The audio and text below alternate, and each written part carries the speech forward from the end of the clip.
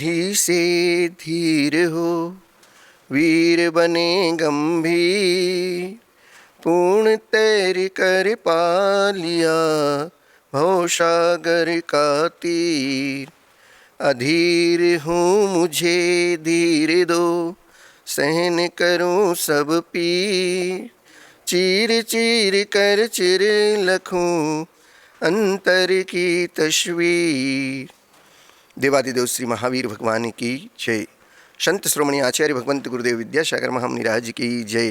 ज्येष्ठ मुनिराज श्री ब्रह्म सागर मुनि महाराज की जय। पूज्य मुनिवर श्री नर्मद सागर जी, निसर्ग सागर जी, श्रवण सागर मुनि महाराज की जय। बंधुओं, दीपावली का महान पर्व विगत कुछ समय पश्चात आने वाला है और उसके पूर्व की भूमिका में यह दीपावली पर्व हम क्यों मनाते हैं, धनतेरस को धनतेरस के रूप में कैसे परिणत हो गई और संवत आदि कैसे हमारी बढ़ गए, इनके नाम, इनके पीछे इन सब का कोई इतिहास है। इसके लिए पूज्य ज्येष्ठ मुनिराज श्री प्रणम सागर जी महाराज के द्वारा वर्धमान चरित्र, उनकी मंगल देशना से कुछ आपको बताने का प्रयास, कुछ चर्चा करने का पुरुषार्थ कर रहा हूँ। चूँकि आपके मन में इन सब प्रश्नों को लेकर, इतिहास को लेकर मन में कुछ विकल्प उठते हैं, आके पूछते हैं कि महाराज जी हमें ये बता दीजिए। कोई कहता है कि प्रभु श्री राम के जब लंका से वापसी हुई तो दीपावली पर मनाते हैं। कोई कहता है कि जब हमारे दयानंद सरस्वती जी वापस हुए थे उस समय ये दीपावली पर मनाते हैं। सिख परंपरा में अलग दीपावली पर्व का महत्व करता है। ये प्राचीन परंपराएं हमारे लिए क्या हैं, तो इसके लिए थोड़ा सा पूर्व में हम चलते हैं।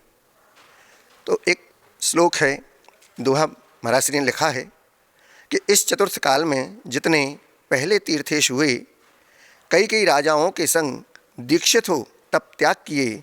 आप जानते थे वह भगवान, फिर भी आपना खेद किए। और मौन धार कर एकांकी हो 12 वर्ष विहार किए। बीते हुए चतुर्थ काल में बहुत से तीर्थंकर भगवंतों ने राजाओं के साथ दीक्षित हो गए। यह आप जानते हुए भी एकांकी रहकर, मौन रहकर 12 वर्ष तक आपने निर्भीक तप किया, विहार भी किए और कभी खेद को प्राप्त नहीं हुए। यह दीक्षा स्तुति एक भक्त प्रभु की कर रहा है। हे प्रभु, इस चतुर्थ काल में पहले जितना भी तीर्थंकर हुए हैं उन सब ने अकेले दीक्षा नहीं ली, कई कई हजार राजाओं के साथ वो दीक्षित हो गए थे। तपस्चन किया, तप त्याग किया, तपस्या की, जंगलों में रहे, विहार किया, आदि आदि। आपने यह सब कुछ जाना, उसके बाद भी आपने कभी खेद को व्यक्त नहीं किया, खेद को प्राप्त नहीं हुए और आप मौन धार कर अकेले दीक्षित हो गए और 12 वर्ष तक इस भूमि को पवित्र किया आपने अपने पग से विहार कर करके। यह भक्त ने स्तुति की प्रभु से और मांग भी की कि भगवान, आपने 12 वर्ष तक विहार किया, इस धरती को पवित्र किया और आपने कभी वैराग्य से और दीक्षा से डर को प्राप्त नहीं हुए। हमें भी इस पद की प्राप्ति हो कि हम भी आगे आने वाले समय में आपके इस मार्ग का अनुसरण कर सकें, अपने जीवन में हम उस दीक्षा को धारण कर सकें, वैराग्य के परिणाम हमारे अंदर बने, संसार शरीर भोगों से हम भी विरक्ति को प्राप्त हों, वैराग्य को प्राप्त हों और दीक्षा को धारण करें, इन जित मुद्रा को धारण कर सकें और आपके बताए मार्ग पर चल सकें। ऐसे वह भक्त प्रभु से भावना कर रहा है, व्यक्त कर रहा है और प्रभु की स्तुति कर रहा है। आराधना करते समय वैराग्य से और दीक्षा से कभी डर न लगे, भगवान इतनी सामर्थ्य और शक्ति मुझे प्रदान करना। भगवान महावीर ने अकेले ही दीक्षा ली।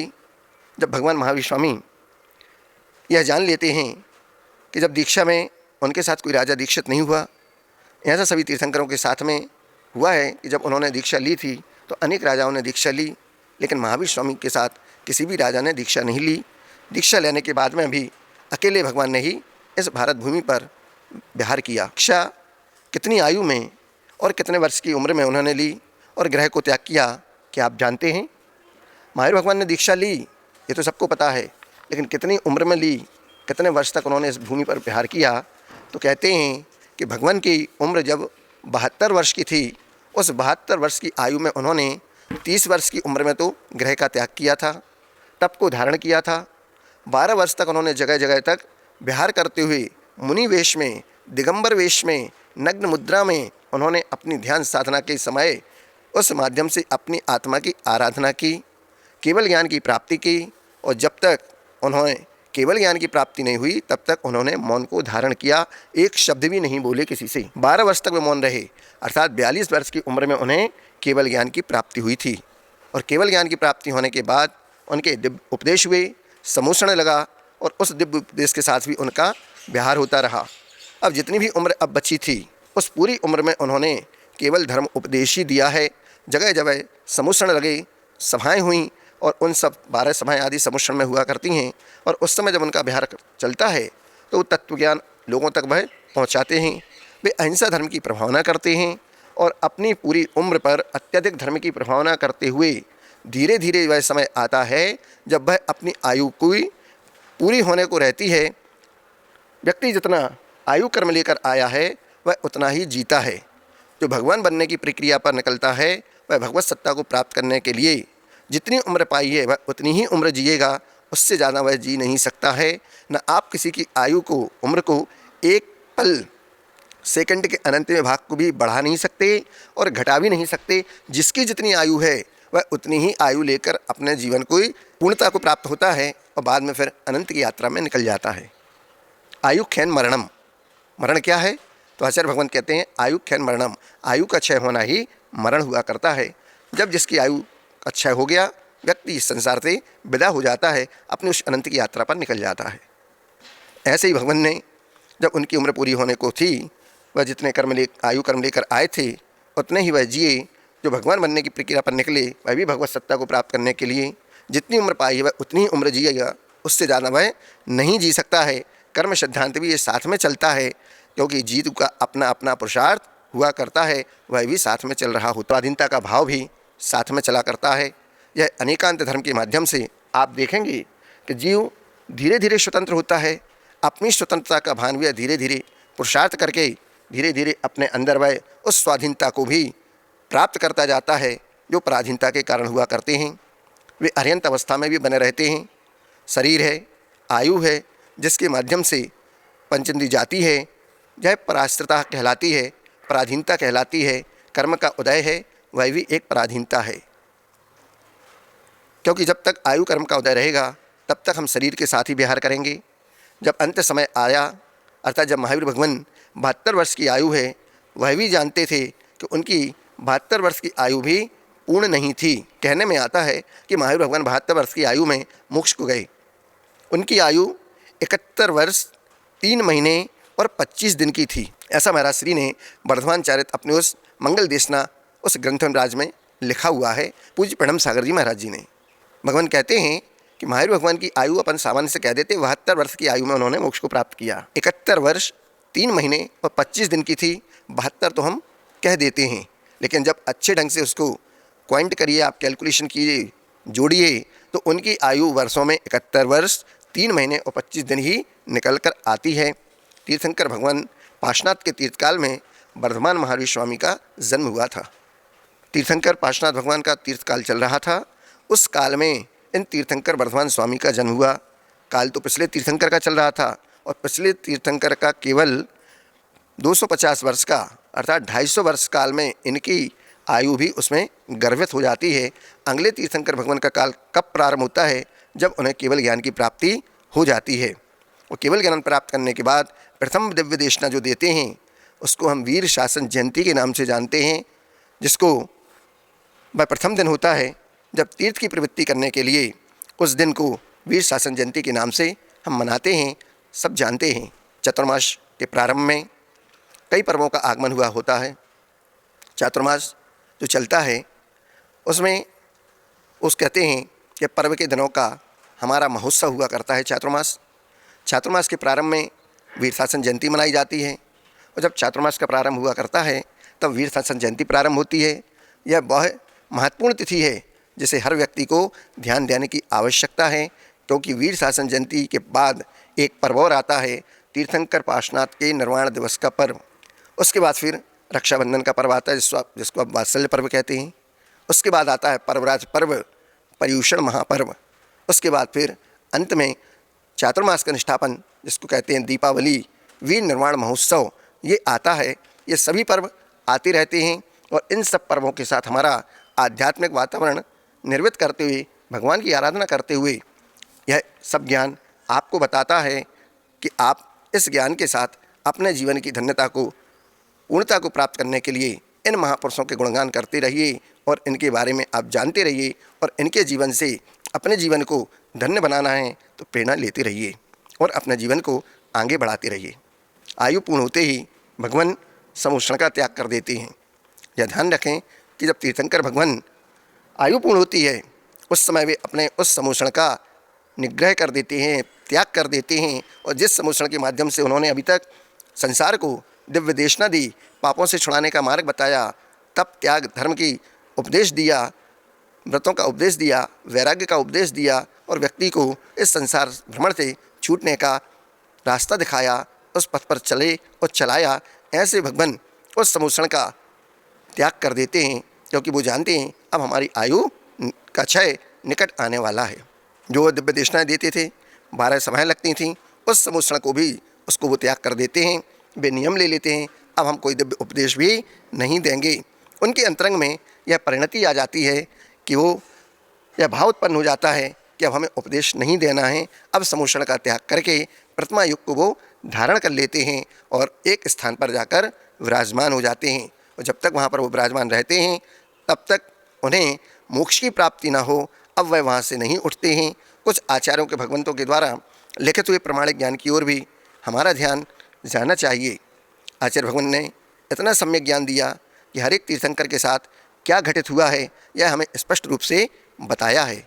चूँकि स्वाध्याय अब हमारे पास करने का समय नहीं, तो इतिहास को हम जान नहीं पाते हैं और इतिहास नहीं जानते तो पूर्व का हमारा जो अनादिकालीन धर्म चला आ रहा है, जो प्रवाह चला आ रहा है, उसको हम कैसे जानेंगे।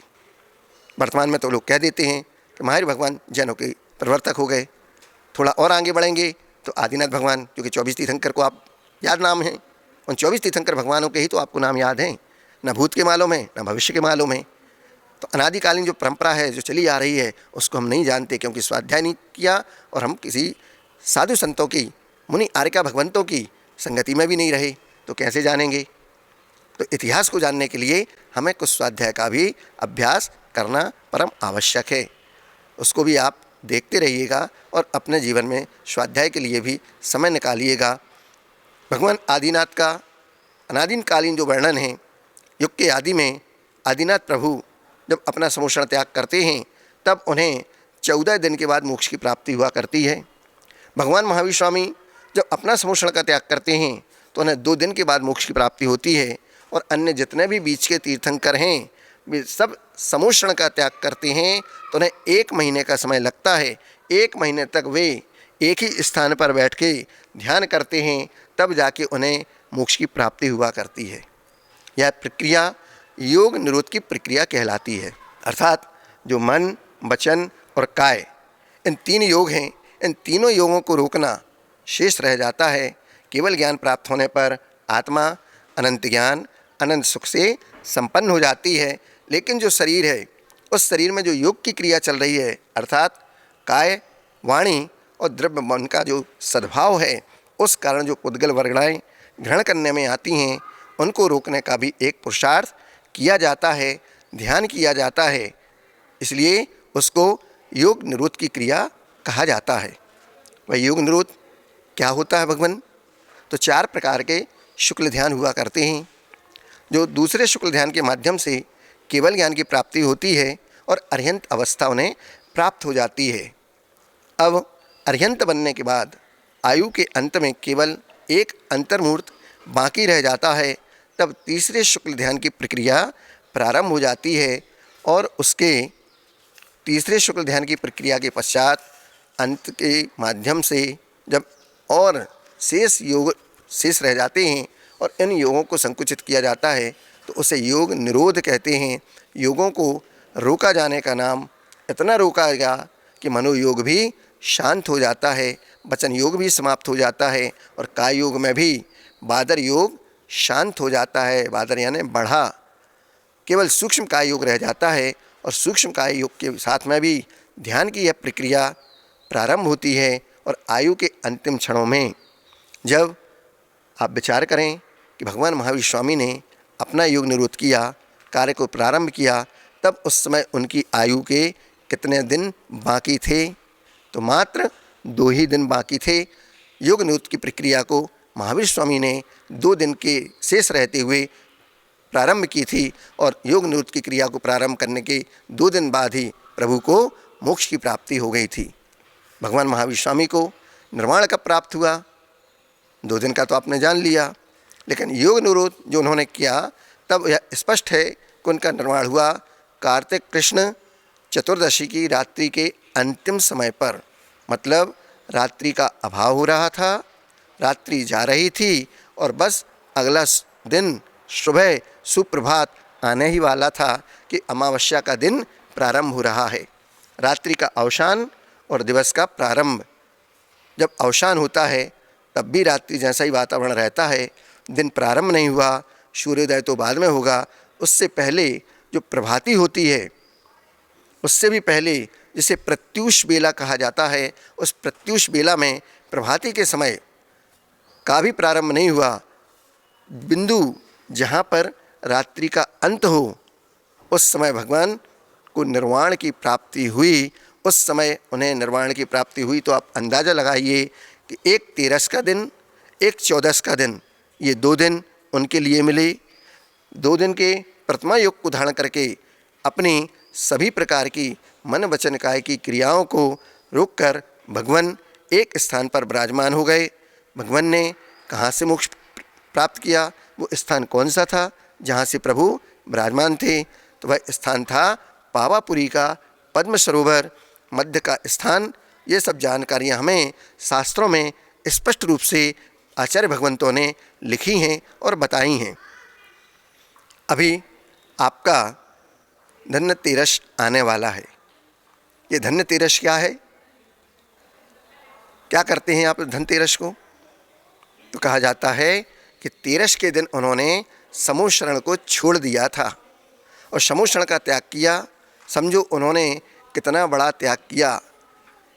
सारी वैभव, सारी लक्ष्मी जिसको सौधर्म इंद्र आकर कुबेर के द्वारा उस समूह की रचना की जाती है, 12 सभाएं लगती हैं, मुनि आरिका, श्रावक श्राविका, सारे लोग, पशु पक्षी त्रियंच, शेर हिरण भालू सांप नेवला एक साथ बैठकर प्रभु की देशना को सुनते हैं। शेर गाय आके बैठ जाते हैं, अपना वैरभाव भूल जाते हैं, योजनों तक सुभिक्ष छा जाता है। ऐसा वह समूह जिसमें 20,000 सीढ़ियाँ हुआ करती हैं, सब वहाँ पर एक क्षण में पहुँच जाते हैं। जैसे आप लोग एक्सीलेटर हुआ करता है कि पहली सीढ़ी पे खड़े हुए और धीरे धीरे ऊपर तक पहुंच गए, लिफ्ट के माध्यम से ऊपर चले जाते हैं। उसी प्रकार वहाँ 20,000 सीढ़ियाँ पलक झपकते ही प्रभु के समूषण में पैर रखा नहीं, पहली सीढ़ी पर और भगवान के समूषण में पहुंच जाते हैं। ऐसा वह समूषण उन्होंने त्याग किया। उस समूषण का एक बड़ा वैभव कहा जाता था कि इससे बड़ा वैभव दुनिया में कहीं और नहीं। सौधर्म इंद्र भी उसके समूषण के आगे फीका है। वो भी चरणों में आके नतमस्तक होता है। पूरे देव परिकर सभी परिवार के साथ में प्रभु के समूषण में वो भी आके नतमस्तक हो जाता है। कुबेर रचना कर देता है, सारी दिव्य दिव्य वस्तुएं वहाँ पर रहती हैं और प्रभु उन सबसे निर्लिप्त रहते हैं और अधर में विराजमान रहते हैं। समूषण अपने आप में बहुत बड़ी विभूति और लक्ष्मी का प्रतीक होता है, बहुत बड़े ऐश्वर्य का प्रतीक होता है। उस ऐश्वर्य का प्रभु ने त्याग कर दिया और जब यह देखा गया कि भगवान ने जब इतना बड़ा त्याग कर दिया, समूषण छोड़ दिया, तो उस दिन लोगों ने उस त्याग की, उस महिमा को भी बहुत गुणगान के साथ प्रभु की भक्ति की। धन्य धन्य यह तेरस का दिन, जिस दिन प्रभु ने उस वैभव को त्याग कर दिया। भारतीय संस्कृति में भोग को स्थान नहीं मिला है, भारतीय संस्कृति में तो योग को स्थान मिला है। और ऐसे योगियों की तो सारे जगत ने वंदना की, गुणगान किया, उनके चरणों में नतमस्तक हो गया। ये सारा विश्व उस अहिंसा परमो धर्म की जय इसलिए बोलता है कि जिन्होंने अपने तन पर एक धागा लेश मात्र भी नहीं रखा, सारे परिग्रह को छोड़ दिया, निर्लिप्त रहे मुनि अवस्था में भी, और अब इतना बड़ा वैभव मिला, समूषण मिला, उसमें भी निर्लिप्त रहे और उसको भी छोड़ के भगवान योग को, प्रतिमा योग को धारण करके बैठ गए। धन्य है वह तेरस। तो धन्य तेरस का दिन वह पवित्र धन्य तेरस था, जिसको आज हम केवल धन के द्वारा धन तेरस कहने लगे। वह धन्य तेरस भगवान अब योग निवृत्त को धारण कर लिए हैं, मोक्ष को जाने वाले हैं। अब इन्होंने बोलना बंद कर दिया, उपदेश देना बंद कर दिया। अब यह त्रयोदशी का दिन था, तेरस का दिन था, धन्य धन्य के रूप में प्रचलित हो गया कि धन्य तेरस, जिस दिन भगवान ने समूषण का त्याग कर दिया, योग को धारण कर लिया, ऐसी यह धन्य तेरस है। लेकिन आज भगवान ने इतना बड़ा संकल्प किया, हम आज उस धन्य तेरस को अजर अमर मानते हैं और धन्य धन्य उस तेरस की धन्यता को, उस दिव्यता को प्रणाम करते हैं, जिस दिन भगवान ने योग को धारण किया और तेरस के उस दिन को धन्य किया, समूषण का त्याग करके उस तिथि को धन्य कर दिया। वह कार्तिक कृष्ण त्रयोदशी की आने वाली है आपकी धन्य तेरस का वह पावन दिवस, इसलिए धनतेरस के रूप में आप मनाते हैं। वो धन्य तेरस नहीं, वास्तव में उसका नाम धन्य तेरस है। अब वह धनतेरस में कैसे परिवर्तित हो गई कि वह तेरस का दिन धन्य तेरस थी, जो धनतेरस में धीरे धीरे परिणत बदल गई। धीरे धीरे तो बहुत कुछ बदल जाता है, आदमी के भाव बदल जाते हैं, माहौल बदल जाता है, विचार बदल जाते हैं, क्रियाएं बदल जाती हैं, यहाँ तक कि धीरे धीरे वह धन्य तेरस धनतेरस हो गया। जब से ये धन्य तेरस हुई, उसी के बाद में तो ये चतुर्दशी पर्व आई। अब वह कैसे क्या आपका समय हुआ, अल्प समय में मैं विराम लेता हूँ। महावीर भगवान की जय।